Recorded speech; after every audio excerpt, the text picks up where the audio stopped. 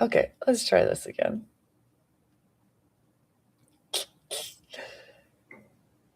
Oh, funny. Okay, so my name is Laurie Moro, and this is the first time I've done this YouTube live stream thing. And I just did about 12 minutes of talking where I had it on mute. Oh, well, you got to start somewhere. So, anyway, we're going to talk today a little bit about Ozempic, the Ozempic type drugs, Wegovy, all that good stuff. And I've got a couple of questions here that people have submitted that I want to answer. So, let's just talk with some of the, let's just talk about the fact that it's a drug. Let's talk about what the difference is between them. We'll start with the basics, and then I'll go into a couple of the questions, and we'll see if anybody pops back on here now that I'm not on mute. All right, so we've got, you've probably heard of Ozempic. Ozempic is a semaglutide that is approved for treating diabetes. The same version of that drug, semaglutide, that's approved for weight loss is called Wegovy.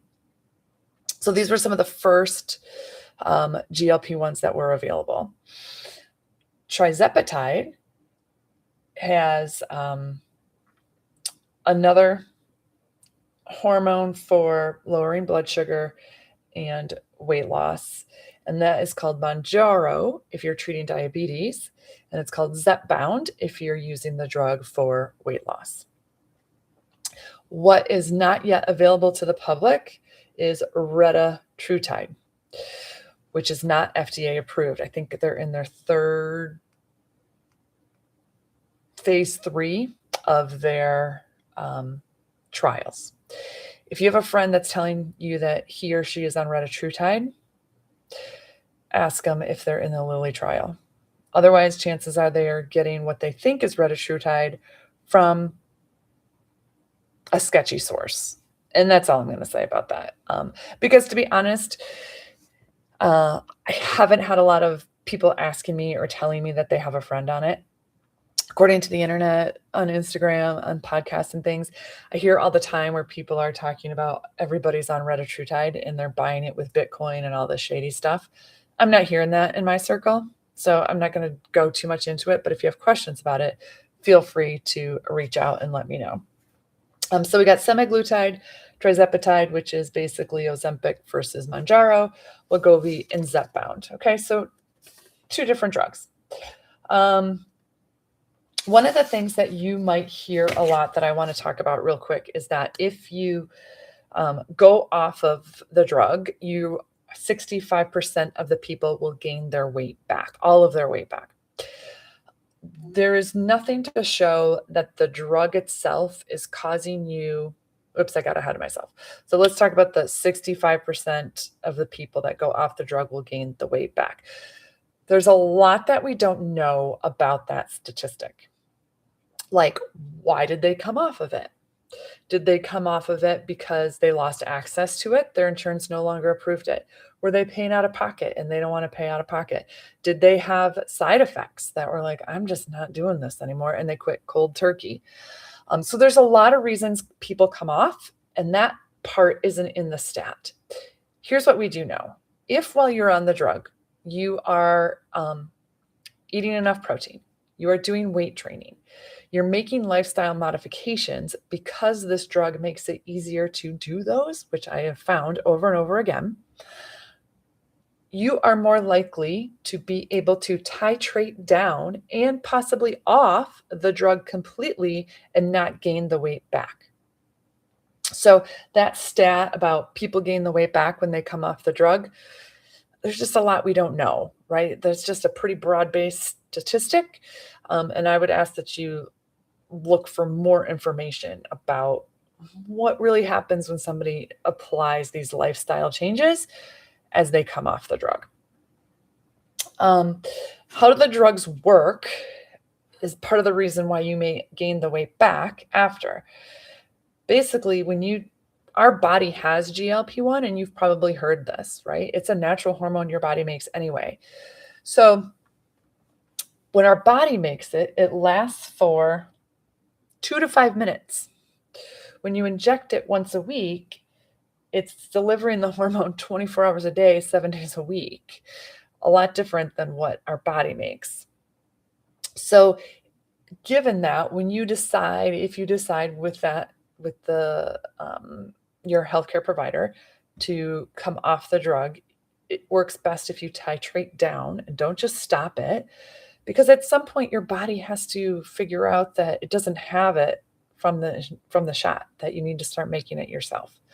Um, and so there's different formulas and different protocols that we still don't exactly know that may help that happen. So it's so new, and the number of people that have successfully implemented changes in their lifestyle and then traded off, we're still figuring out the best way to do it. And this is something that when I'm working with my clients that are on a GLP-1, that we're kind of navigating this and figuring out together based off of all the podcasts, all the books, all the blogs, all the stuff that I'm reading, and then their life experience. Right, so let's get to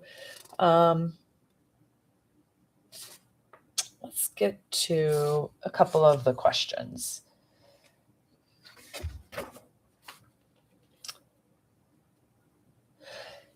Here's one that somebody asked me. Isn't a GLP-1 just an expensive way to just eat less? And that's a really valid question, because that's what you hear all the time. People aren't hungry. They're just eating less.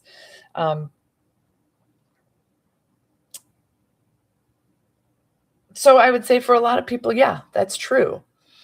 But it also can be a really good tool to help you learn how to eat better, and make sure that you're getting enough nutrition, enough vitamins, minerals, protein.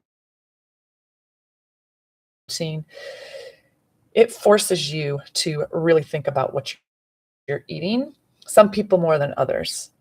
For some people, as they increase their dose, their appetite goes down so much that they're not even eating enough to fuel what they want to do. And this is very specific to the people that I'm working with. So the people that I'm working with are very active. Like, they're doing a sport, or they're weight training, or they love to walk a lot, or they have a physical job. And so these people, they need calories to do those things that they love. And if we go too high on that dose, they can end up feeling just awful because they're not getting enough nutrition, enough calories to support their sport, whatever that sport is, or their life, or their active job. What are the real side effects? Well, obviously, nausea is the most common. A lot of people will have some issues with their gut and digestion. Some people will be constipated. Some people may have diarrhea. But there's some serious digestive things happening here. I think back to the very first client I had. She actually came to me after trying, I don't know if it was Wegovy. I think it was Wegovy. After trying Wegovy, and she couldn't tolerate it. Her nausea was just so bad. She couldn't even go to work. And then she actually started working with me after she came off of it. And I look back now and I wonder, if she would come to me now and started Wegovy, now we know so much more, like the importance of having a little bit of food, the importance of hydration. There's just a lot more than we know. Like, oh gosh, that was probably 4 or 5 years ago that I'm thinking of this particular client that she started with me after. So nausea is the most common, and I think there's ways that this can be, you can learn to deal with it, okay? And after you get adjusted to it a little bit, people find that they're not as nauseous. We talked about that. All right, let's talk about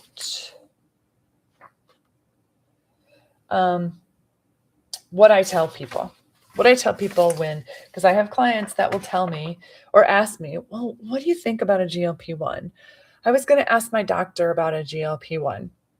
Or recently I had somebody tell me that their doctor recommended that they do a GLP-1. So let me tell you some of the things that I kind of look for or listen for when I hear that. Is there a conversation about follow-up?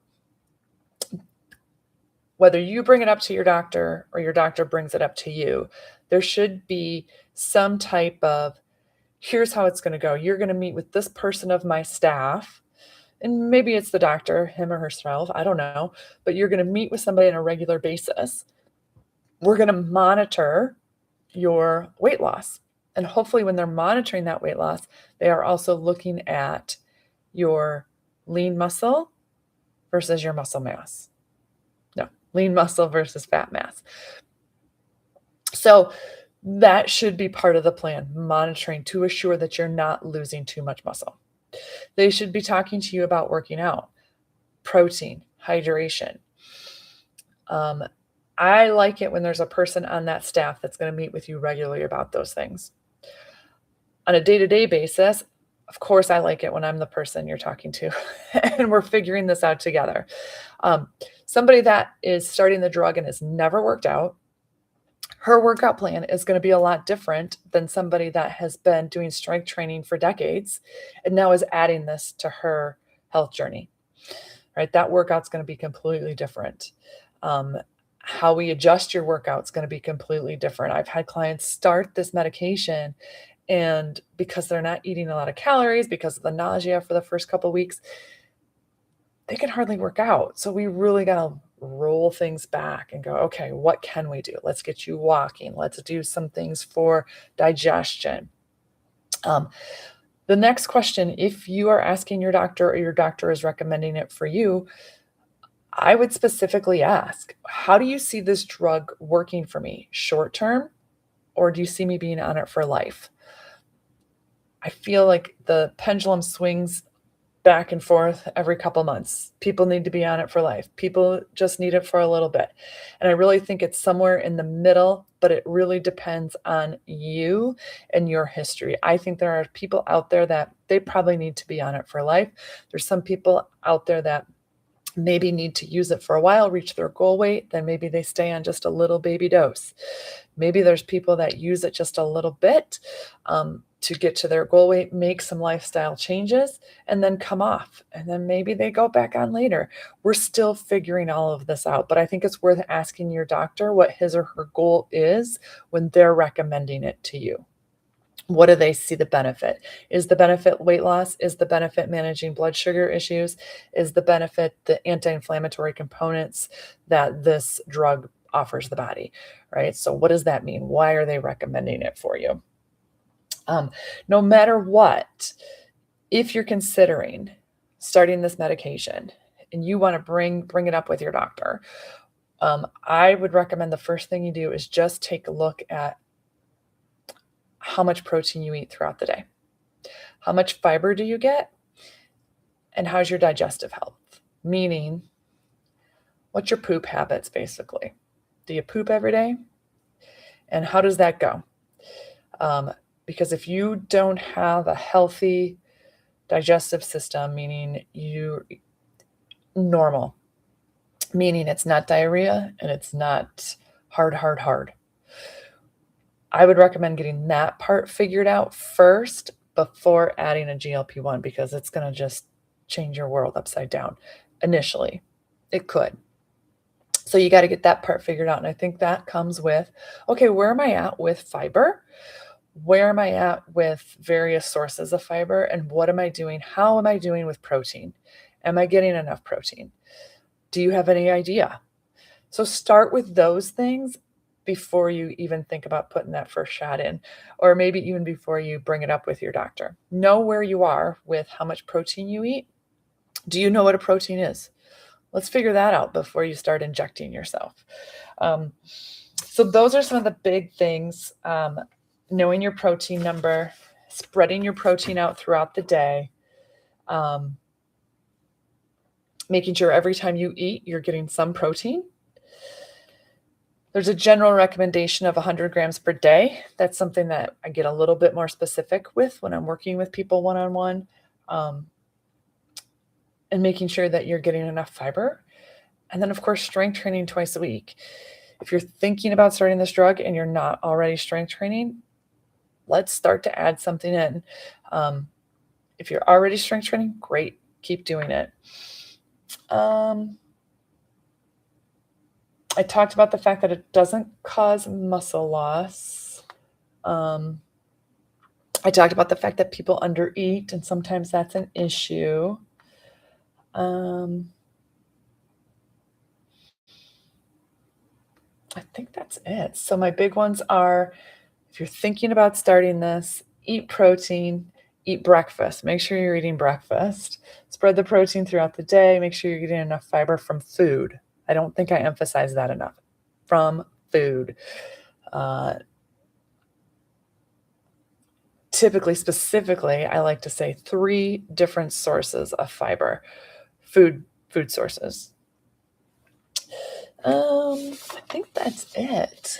Let me just peek real quick on this here and see if I get any other.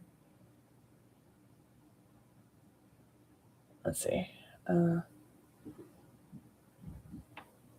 Oh, she just wants the replay. She can't make it today. She didn't have a question.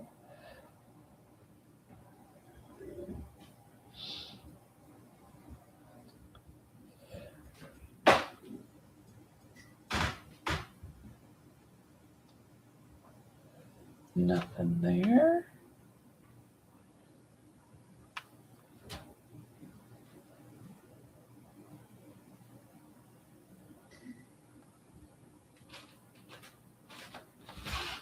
Okay, I think that's it.